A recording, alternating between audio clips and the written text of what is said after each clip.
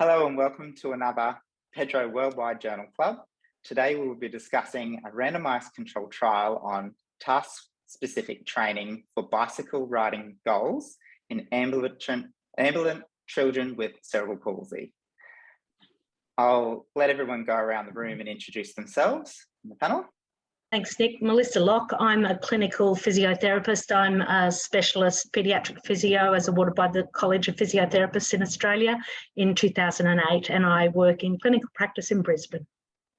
My name's Rachel Toovey. I'm a physiotherapist and lecturer in physiotherapy at the University of Melbourne, and I'm the lead author for this paper, which was done as part of my PhD. Hello, my name's Claire. I'm a parent of a beautiful boy who's 6 and his name's Harvey and he has CP. And I'm Nicholas Draheim. I'm also a practicing paediatric physiotherapist working in the private sector. We'll start with the first question. What are the key implications of the findings of this study, and how as physiotherapists can we translate these findings into clinical practice? Rachel, do you want to start that? I can start that. Well, first of all, thank you so much for having me as part of this panel, and also thank you to the families and young people that participated in the study to be able to publish. It's always a big effort for people to participate in research, so I truly acknowledge and appreciate that, as well as all the supervisors that supported me through my PhD and the others that worked, the therapists that delivered the intervention and others that supported this work. So one of the key thing about this study, and one of the significant factors, is it's one of the first studies to show that it is possible for children with cerebral palsy who are ambulant to ride a two-wheel bike. And I know many of us knew that already, but in terms of documenting that and demonstrating that it is possible, that's one of the first times we've been able to show that, and that physiotherapists have a role in supporting kids with cerebral palsy to learn a really meaningful and child-appropriate, age-appropriate skill of riding a bike. In terms of translating it into practice, well, first of all, in the context, I think that physios are ideally placed to support attainment of two-wheel bike riding goals through task-specific training, because of the nature of the work that we do in terms of, especially with children, targeting goals that are meaningful to children and those that have a physical component in particular, and bike riding is one of those activities that has so many benefits, not only for health but socially, time with the family, and it's really a skill for life and well into the future.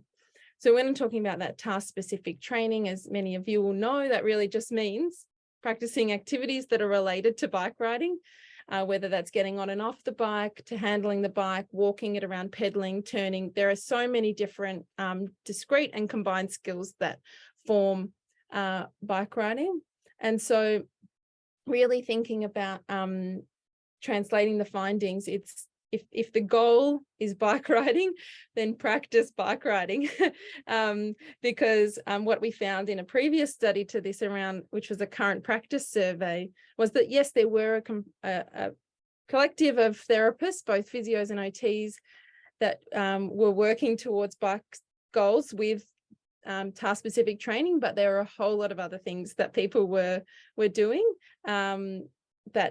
with the end goal being bike riding. But really we've shown that with practice that's task-specific, those goals can be achieved. I just want to note is that this study was done in a group context, so the physio-led task-specific program was delivered as a group, and I would encourage translation in practice in group settings. But I know that's not possible for all therapists, depending on the setting and depending on the clients that they work with. So I would say that you could translate it into a one-on-one setting. Well, thanks, Rachel. And yeah, it's an absolute delight to have been included in this journal club. Especially as I still can run around behind a bike, even though I'm the oldest member of this journal club today, and still do. I think the thing that I would like to say is that as a group activity, or it's cost effective. So we have to think of that as it relates, especially within the Australian context and many other countries, health, economic context of being cost effective. It allows for camaraderie and it allows for community-based activities. So all the things that are being explored by the Australian Physio Association at the moment with their white paper on making sure that physiotherapy remains relevant in the context economically, not only as the best profession to do this. So I think that's really important when we're talking about funding of services and the increasing need to make sure that there is a value for money. Mm-hmm. I think that it's really fascinating and amazing that you can learn a skill in a short period of time. And I think that there's a really good argument for this research being translated or looked at or considered in how people are developing these intensive programs of physiotherapy that don't seem to have a standardised amount of hours, or it's almost at their own whim as to what they think might be good. And so I think that's really valuable to look at in terms of ensuring that we're doing best practice in the services we provide, because I think it highlights that real issue of fatigue that comes in with intensive training and the need to recharge and to lay down, embed those skills. I think I'm great joy, Rachel, that it's task specific, that you need to ride a bike to know how to ride a bike. That makes my heart sing. But also the interesting thing that because there's so many components of riding a bike, as you said, putting your helmet on, walking your bike, getting, putting one leg stance to get over, that it can translate into other activities of daily living. So it's the converse that it can assist with. I'd be interested to explore that a little bit further. And also that there needs to be a period of practice at home so that we're not getting into this mentality of what I call what I'm seeing more as the dog grooming or nail therapy concept of families and practitioners thinking that you can do something once a week with a physio and then leave it and do nothing else. And so I think that's they're the things I'd like to explore a little bit more, Nick. Mm. Claire, I guess your thoughts as a parent on this at all? I thought the intensive was really interesting because obviously, Nick, we've done some intensives with you, and I first came across it from somewhere else, and I had seen somewhere that was like a residential thing, and Nick's advice to me, which I think was awesome advice, was you might find that Harvey gets fatigued and then he has a big blocker to physio afterwards as a result of doing something like that. So what we did instead was 3 hour or 45-minute sessions with Nick and the team there, and worked on different skills. We didn't actually do necessarily an intensive for bike riding, but we worked on different skills. And even those weeks where we did physio 3 times in 1 week, Harvey was exhausted by the end of it. The other advice Nick gave me was you might see results from this 2 weeks later. Nick's advice was right on both accounts. So the intensives, even just 3 hours, were exhausting for Harvey, and he was really tired after those. But then 2 weeks later, boom, whatever the skill was that we were working on, all of a sudden Harvey was, his body had time to rest and compute, and then was doing whatever the skill was. So, we did those for walking up and down stairs and things like that. So I guess my view as a parent on the intensives is I think they really work, but I think they really need to be tailored to the child and to not fatigue the child. And, Nick and the team are amazing. They always make the sessions fun and enjoyable. So Harvey loves coming in and seeing Nick. So from my point of view as a parent, that's the 2 things I would say is worth thinking about. I guess from my clinical background, I guess I loved seeing, Rachel, your evidence around that short-term intensive model and this flow-on effect at that 3-month follow-up. So that idea that, as Melissa noted, that you could really emphasize and practice a skill in a short amount of time and then allow that child to process that, practice a bit more in their own time, and that you still saw this flow-on effect of improvement at the 3-month that maybe you didn't see at that 1 week mark, which I guess is sort of what Claire there alluded to, of that lag time of processing and learning of a skill, which takes practice and takes time, that we know, and that there is this long-term effect And I'm interested to see, I guess, the thoughts of the group and things of, is there a model where that maybe involves another touch base at another point in time, and does that add more value?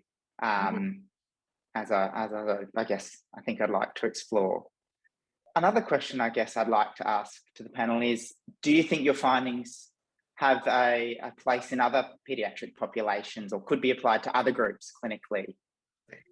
Yeah, so actually in the discussion around the intensive period and why we chose that period was based on the evidence in cerebral palsy, but also more broadly around bike riding too, in terms of the other evidence, and it's not super high quality, but there's some out there that those more intensive programs, 3 days over, or looking at kind of like that 6 to 8 hour period over within a week, has some evidence in children on the ASD spectrum, but also children with Down syndrome too. So some work in US with the I Can Shine program, and Dale Ulrich from I think it's Michigan area.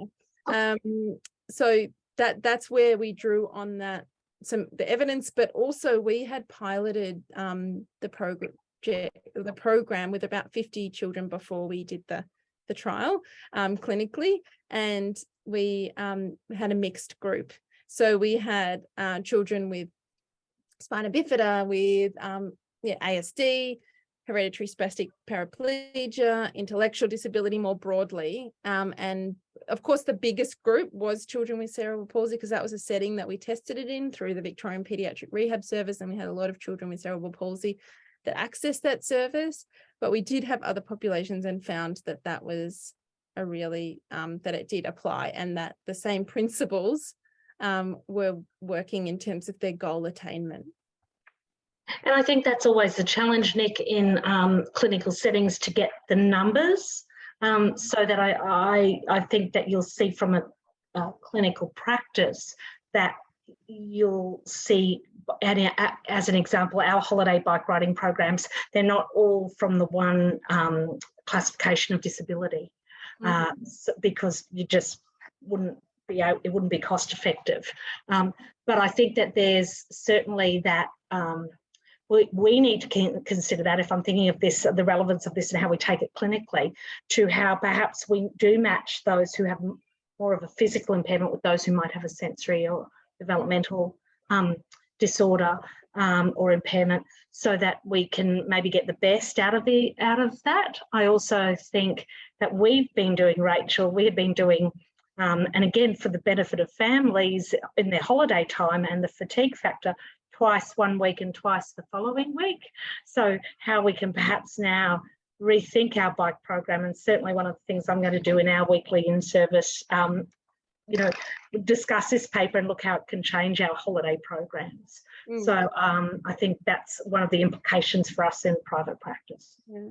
Just quickly touching on that, because I'm very eager to hear from Claire, but just quickly touching on that was, from that pilot work, we collected quite a bit of data from families around preferences, and it was the school holiday period, like you're doing in that clinical program and that intensive. But we did notice that fatigue was an issue for some children, and you might have seen the involvement levels. It was in terms of in the actual sessions, was anywhere, like there were 2-hour sessions, but some children only participated for an hour.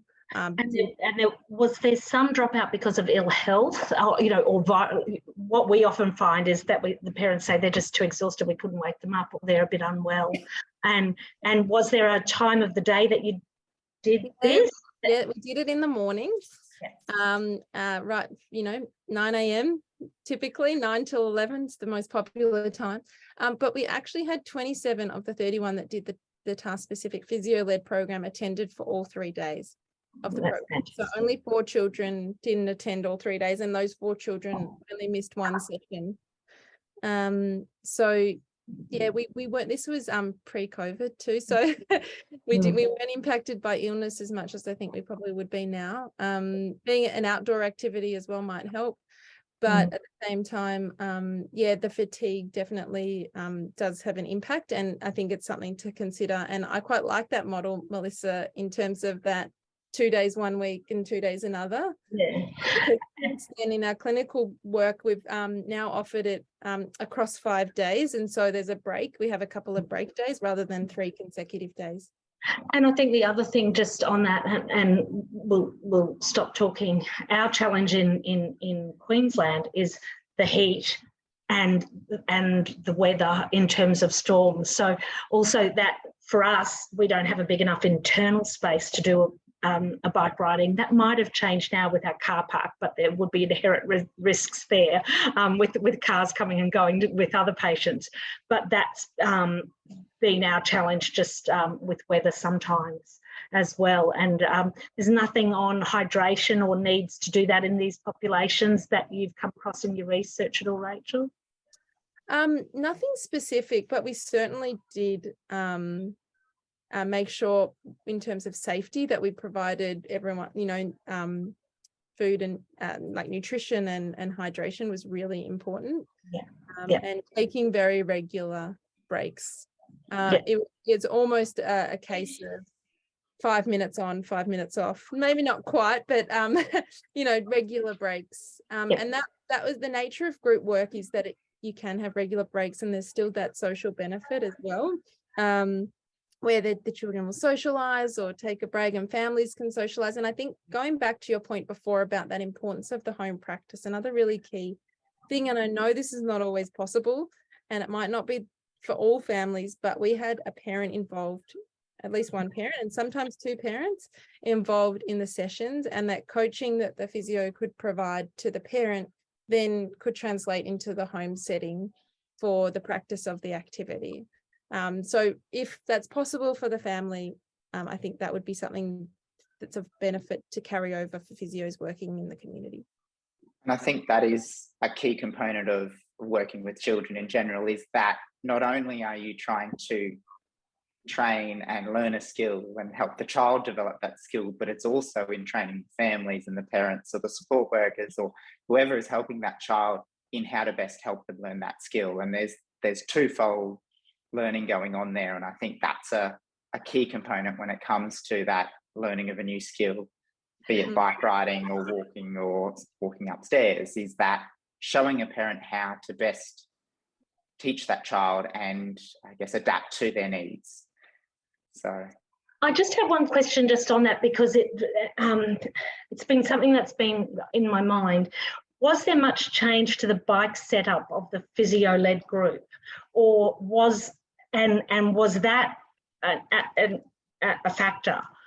Yeah, and there was, but not substantially. What we did provide for the parent-led group was we did provide some general information about safety, around bike fit, and around different places that you could practice, but nothing specific to the actual activity. So we really wanted it to be the task-specific component, which was the difference. However, with the children in the physio-led group had that more support to had more support and specialized support, I suppose, to be able to modify the bike in very simple ways, but to optimize positioning, whether it's just simply the height of the seat, or the location of the brakes, or the position of the handlebars, that the movement and understanding of movement and positioning for optimal biomechanics that a physio brings. There were some simple modifications, but we didn't use, other than some temporary hand straps and foot straps, we didn't use major modifications or adaptations for the bikes. And can I ask on that, Rachel, there was no exclusion around, or was there exclusion around kids that were starting out on trikes or training wheels or anything like that? Or was it sort of open to all styles of bikes, or was it purely two-wheel bikes? It was purely two-wheel bikes, but many children came riding training wheels, and some children came riding bikes that were with training wheels, but additional supports, pelvic supports, thoracic supports. And I'm not saying we just purely stripped that all off, but by the end, most children were not requiring those supports, because I think they had been prescribed the supports without the opportunity to develop the skills. So the prescription came before the skill development, whereas I think it's very important that they go hand in hand, or that there's opportunity to develop the skills to begin with and then see. So having that opportunity to try before being prescribed, if that's the child and family goal. I guess highlight. Yeah, I'm not trying to say two-wheel bike at all costs, because certainly there were a few children that we said actually probably, to be able to participate using the training wheels, or maybe looking at a trike in the future would be a better option.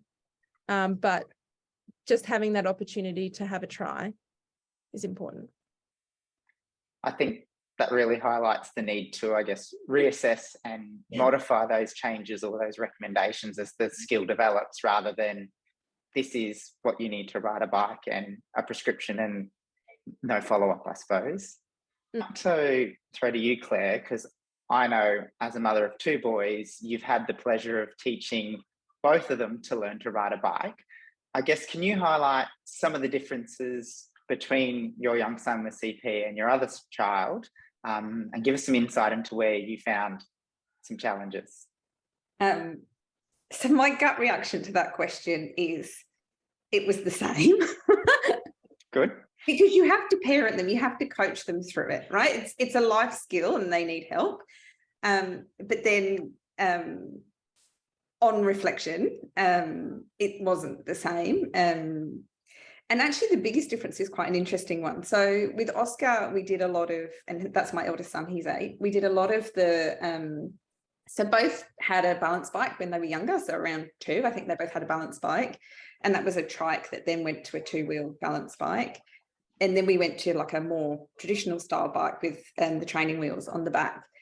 And then with both of them, it was the same sort of time that we noticed, they need to have the training wheels taken off. And that was just, they were riding a bit more. And when they were going around corners, the training wheels were actually sort of becoming a bit of a hindrance rather than a help. And that was with both of them the key point where we went, we need to get those. We need to help them to learn without the training wheels now.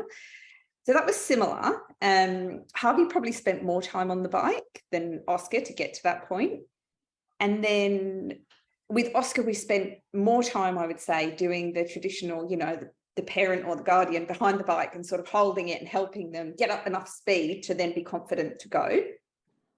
Whereas Harvey, he's a different character anyway, different personality. But I found for him, it was more, he had the traditional bike, but he was using it as a balance bike. So originally we had the seat, I think, a bit too high for him. So we lowered the seat right down. He had his feet quite secure on the ground.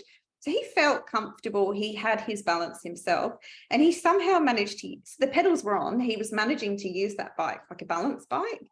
And we tried a couple of times to do the sort of traditional, we'll hold, we'll push you and see how you go. And it sort of worked, but you could tell it wasn't on his terms.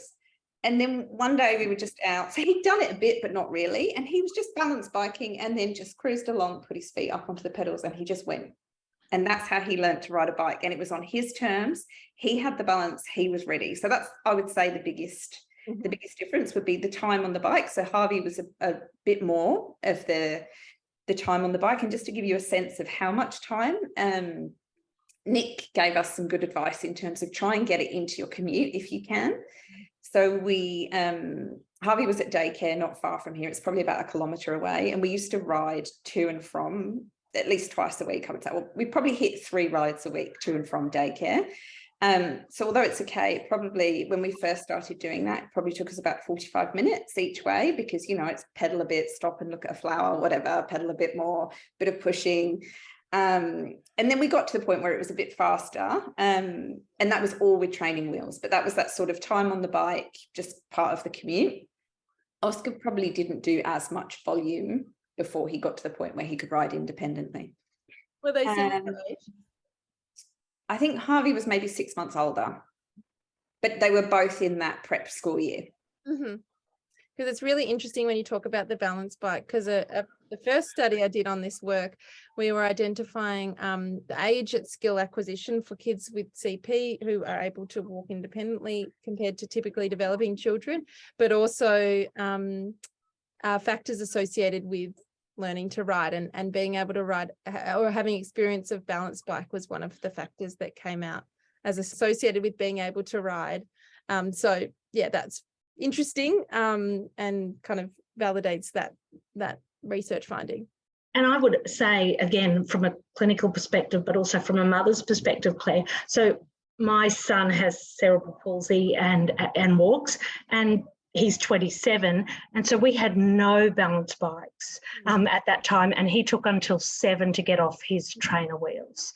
So I think that's just anecdotally something that I think certainly in my time as a physiotherapist, clinically, I've seen balance bikes have a really positive impact on the age of skill acquisition of bike riding. So that's nice to hear that your research validates that too, Rachel. But actually, Melissa, on that note, for kids that were typically developing in that study, so we had 100 in each group, those kids that were typically developing, the median age was 5, that children learnt to ride a bike without training wheels. And for those kids that had cerebral palsy and had learnt to ride, which was only around 50% of the group, they actually learnt, a median age was closer to 7.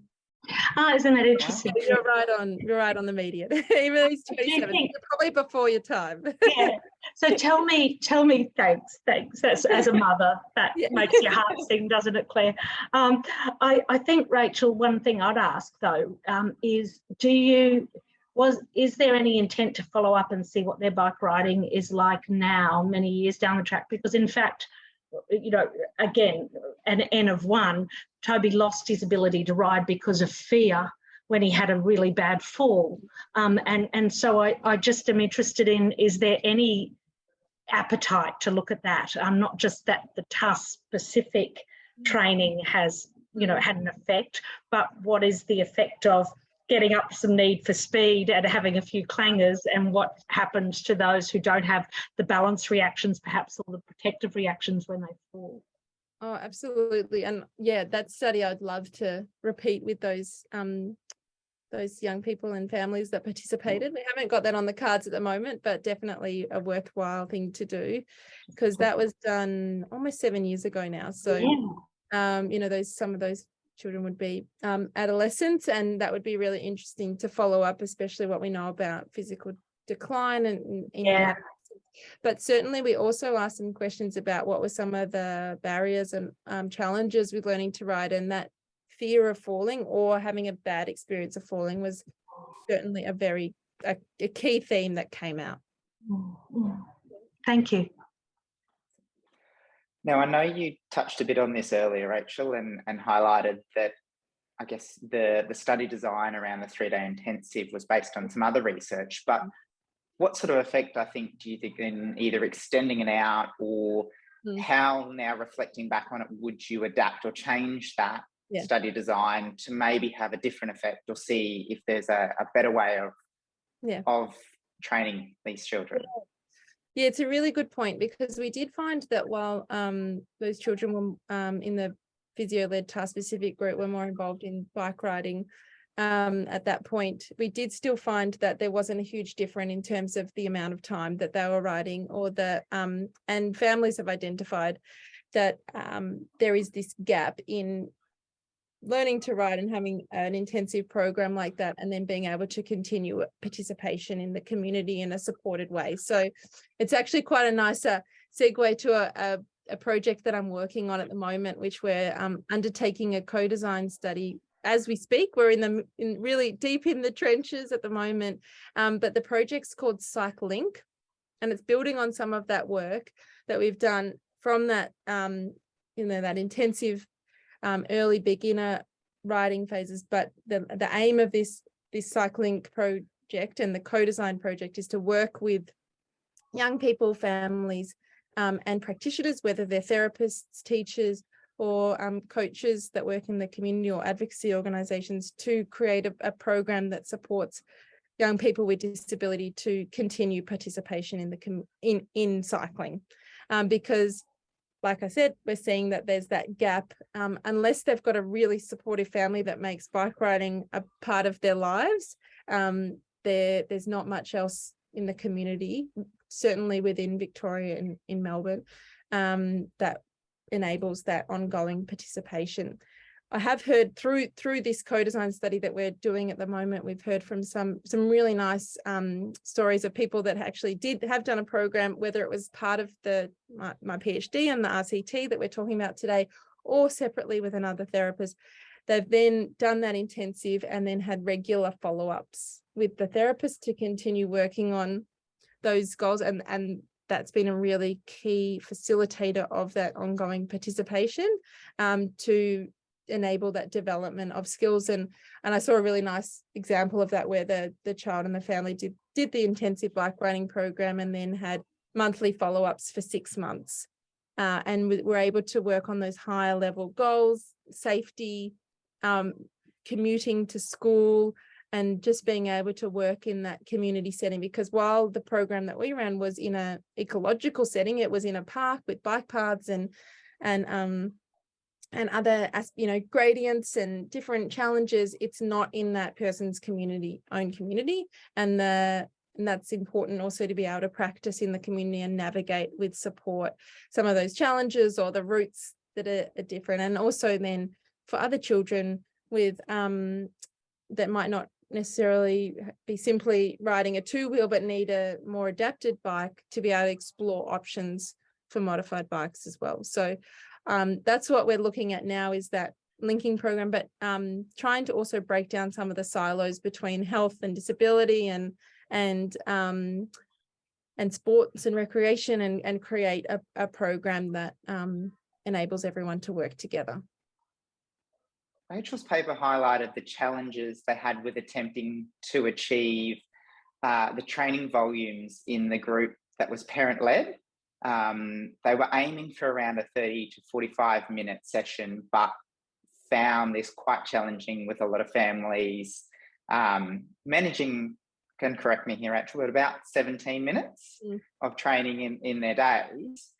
I guess, throw to you is, how do you see this would best fit into your day as a parent, or do you like the idea of the 3-day intensive model? And from a practicality point of view, could you implement that?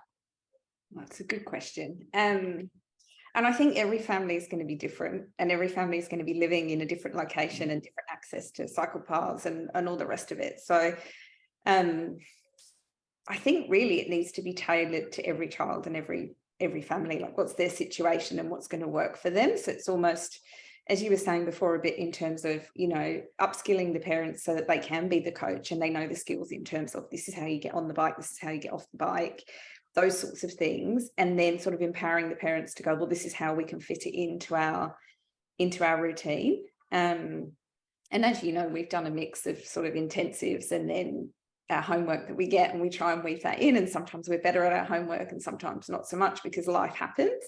And I guess there's a level of, parents need to be kind to themselves in terms of achieving what's possible, but then also probably needs to be a level of discipline there in terms of actually getting stuff done. So I'm a list person, so I always have stuff stuck on the fridge in terms of, this is Harvey's homework and we have to tick it off, and that works for us. But yeah, I just think every family has to find what and work with their team, their physios and whoever else they've got helping them, and go, well, actually, we've got this, whatever it is, other health appointments going on this month, so actually we need to ease off the physio this month. And again, you've coached us with that this year with, starting school and just finding that balance.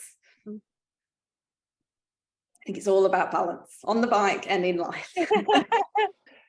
And I guess reflecting back with that, Rachel, do you think that there is a better model in terms of, I guess, the advice to parents? Or I know from a research perspective, you're trying to get as close to like-minded conditions in both cohorts as possible, but I guess life gets in the way and it is challenging. And do you think that skewed the results a little bit? Or do you mean? Yeah. No, I think, I don't know if it skewed the results so much. It could have, but I think what Claire said is spot on in terms of, this is not a program for everyone, and I wouldn't say it's a blanket program. And there were children in this group that learnt to ride with their families, and I know of many others. So having that physiotherapy support is not necessary for all children to learn to ride, but it can be very supportive and can enable goal attainment for many others as well. So I think Claire's right, you take the child as individual and the family circumstance as well, and whatever's possible in that family circumstance. So yeah, the nature of research and trial designs doesn't always allow for that individualization of programs, because we do have a protocol that you have one group doing that and another group trying to do that, to determine which one is the superior intervention in that state. But in reality, I think we also need to consider that that's an option, and that might work for those families that it could work in with, that doing that 3-day intensive program could be the better option. But there may be others, depending on the level of understanding in the family, the ability to practice, can they do something like what Claire and her family were able to do, and ride to childcare or school every day and build that in as part of that? Or are they living on a main road and that's just not possible? So I think there's a whole lot of things that need to be taken into consideration that it's very difficult to capture in the research, but certainly offering the bike skills program as an option, and that is informed, and evidence-based is something that we can do for families too. And I guess it becomes quite a lot more important, and quality research like your own it adds real value to the world of the NDIS, and as clinicians, our ability to justify and show a need for the benefit of physio involvement in helping to develop these skills, and showing that in that population that we can offer real value for money in speeding up that process of getting kids to a level of standard where they can be independent and potentially link into community groups. And I think that's really important. The secondary outcome showed that there was increased participation in bike riding levels for the intervention group after 3 months, but little evidence of increased participation and practice of these bike skills at that follow-up. I guess, what are the panel's views on this? And I guess personally, my thoughts around, is it that the group just didn't quite get to a level where they were confident to be independent, to then carry on with the skill and keep practicing beyond that point? Or do you think there were other reasons behind this? Yeah, so we did find that, like you said, the level of involvement was increased, but not significantly. The time practicing was not significantly different. And I think it might also be worth breaking down the skill development too, because actually both groups did develop skills from baseline to 1 week post to 3 months. And if you looked at the within group differences in skill development, the task-specific physio-led group had a quite substantial development of skills. But what we had differences at baseline in skill level. So in the parent-led program, we had a more highly skilled group. So there were 8 children of the 31 that were already able to ride 50 meters without support. They had needed some help to start, but then they could go on, whereas there was only 1 child who was at that level in the task-specific group. So because of those differences in baseline, and because of the analysis that we had determined a priori, we didn't adjust for those differences in that a priori analysis. We saw that there wasn't a big difference, but when you look at the groups within themselves, you can see that those kids in the bike skills, the physio-led program had a larger change in bike skills.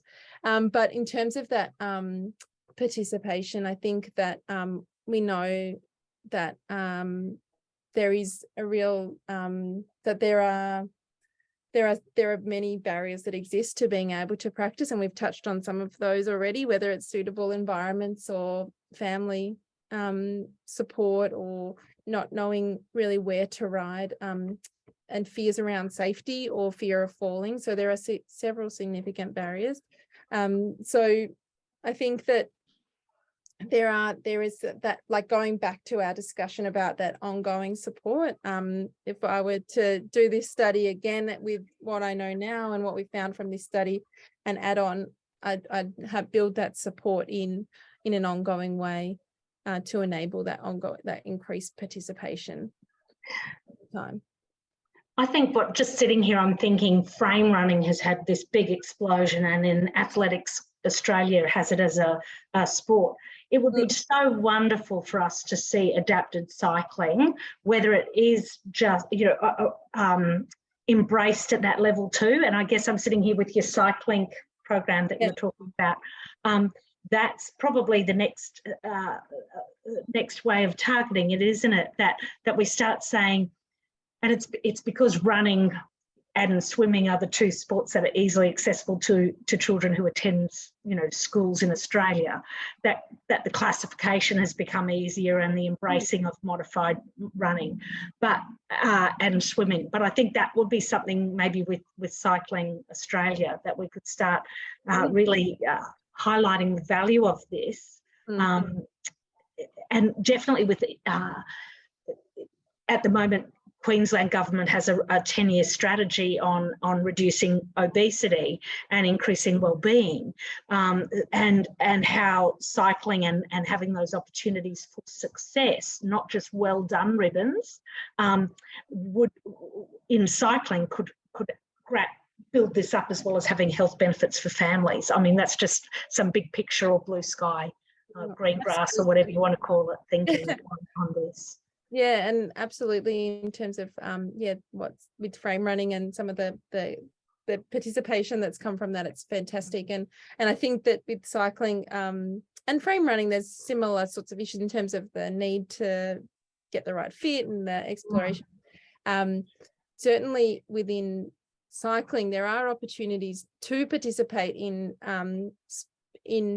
paracycling. So the cycling does have a classification system that's quite well established. I'm actually a classifier, and that's another hat that I wear. But it's definitely has been more focused on the performance aspects rather than participation. Yeah. And the support or the structure of clubs, cycling clubs, and that's perhaps compared to athletics club, probably isn't at that same level of capacity at the moment. And so that's definitely part of this cycling is working with those clubs to try and build that capacity, and not only from a participation perspective, but then thinking about the opportunities for working towards opportunities like the Commonwealth Games in Victoria and 2032 in Brisbane. So there is that performance, but also valuing that that's not for everyone. That only 1%. There's a whole lot of people that want to just participate or ride their bike to work or to school or on the weekend with their families, and that's success. Exactly. Yep. Super. Oh, look, we're not aiming for Olympics or Com Games or anything like that, but we are a cycling family. Like, we live somewhere where cycling is available to us, and I think that's just hearing what you were saying, Melissa, about Queensland government and the focus on obesity. I think some suburbs you go to in Queensland, there isn't even a path in front of the house, so the default option is to hop in the car. And I think if we want people to be more active, we actually need to give them the infrastructure so that it's possible, and that the default is actually it's pedestrians first, then cyclists, then cars. I think that would be amazing. That's my blue sky. Yeah, I've got an amazing photo. I was fortunate in the first 3 months of my PhD to travel to the Netherlands and to Denmark to look at some of their programs, and I've got this amazing photo of a sign that says "Cars as Guests." And a picture of a bike, and it was just it was just really captured that flipping the sort of script, I suppose, and that infrastructure to enable cycling. That sums up, I guess, the whole discussion around that, enabling cycling in this population and other populations like it. And I'd like to, I guess, thank all of you as panel members for having a discussion with us today about this and sharing it with the physio community.